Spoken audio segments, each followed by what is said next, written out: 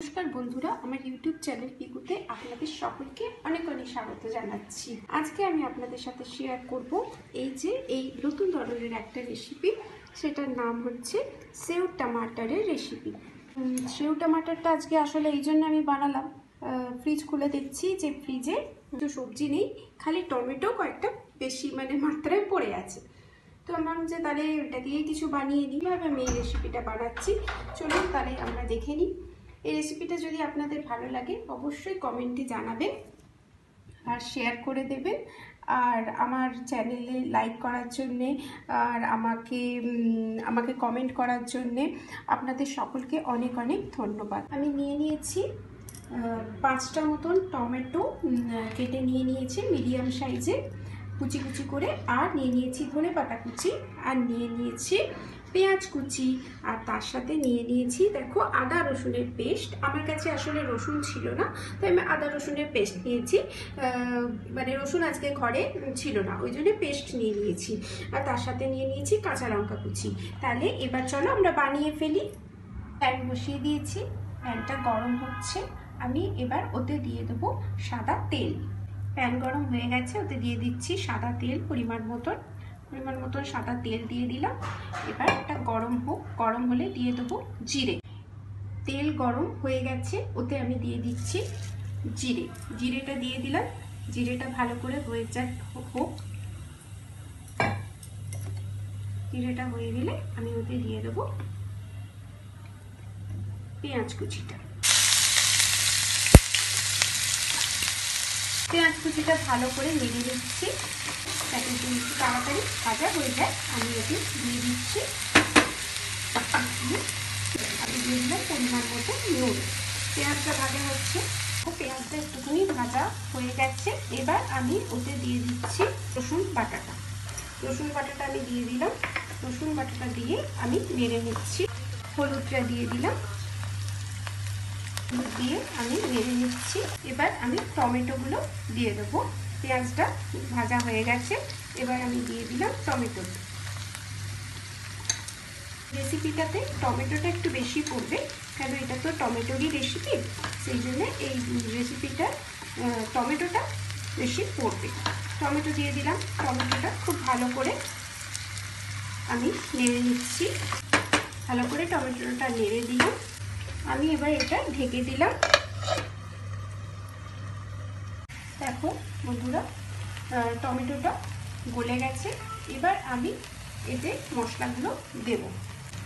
এর মধ্যে দিয়ে দিচ্ছি একটুখানি কাশ্মীরি লঙ্কা গুঁড়ো, কালারটা খুব সুন্দর ভালো আসবে। আচ্ছা, দিলাম। তারপর দিয়ে দিচ্ছি ধনের গুঁড়ো দিয়ে দিলাম। এবার আমি এটাকে ভালো করে নেড়ে নেব। ভালো করে নেড়ে নিলাম। সাথে সাথে দিয়ে দেবো কাঁচা লঙ্কা কুচিটা। দিয়ে দিচ্ছি কাঁচা লঙ্কা কুচিটা দিয়ে ভালো করে নেড়ে নিচ্ছি। টমেটোটা গলে গেছে, আর একটু ভালো করে গলবে, আর মশলাটাও এর সাথে কষানো হবে টমেটোটার সাথে।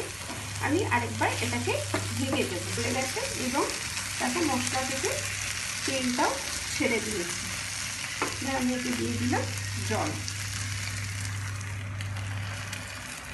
দিয়ে দিলাম। গ্যাসের ফ্লেমটা আমি বাড়িয়ে দিলাম।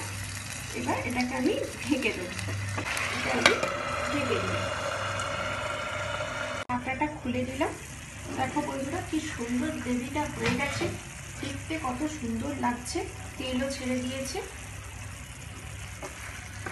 এইবার আমি এটাতে দিয়ে দেবো গরম মশলা।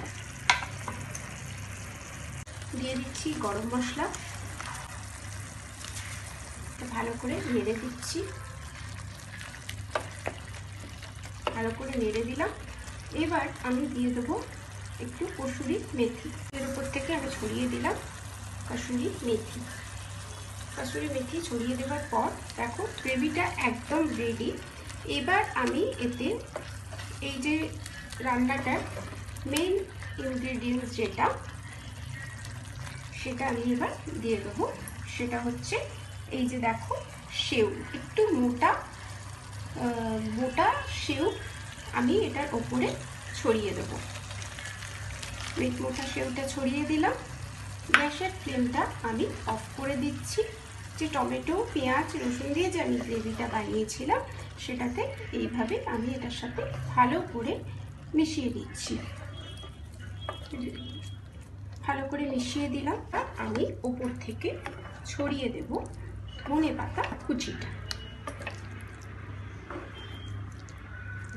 আমার চ্যানেলটা যদি আপনাদের সাবস্ক্রাইব না করা থাকে তাহলে সব বন্ধুদেরকে অনুরোধ রইল আমার চ্যানেলটাকে সাবস্ক্রাইব করে নেবেন। আর আমার রেসিপিগুলো যদি আপনাদের ভালো লাগে তাহলে অবশ্যই লাইক করবেন, শেয়ার করে দেবেন আর কমেন্ট করবেন এবং নিশ্চয়ই ঘরে এটা একবার বানিয়ে খেয়ে আমাকে জানাবেন এই রেসিপিটা আপনাদের কেমন লাগলো। উপর থেকে ছড়িয়ে দিলাম ধনেপাতা কুচি। তাহলে রেডি হয়ে গেল আমাদের সেউ টমাটারের সবজি।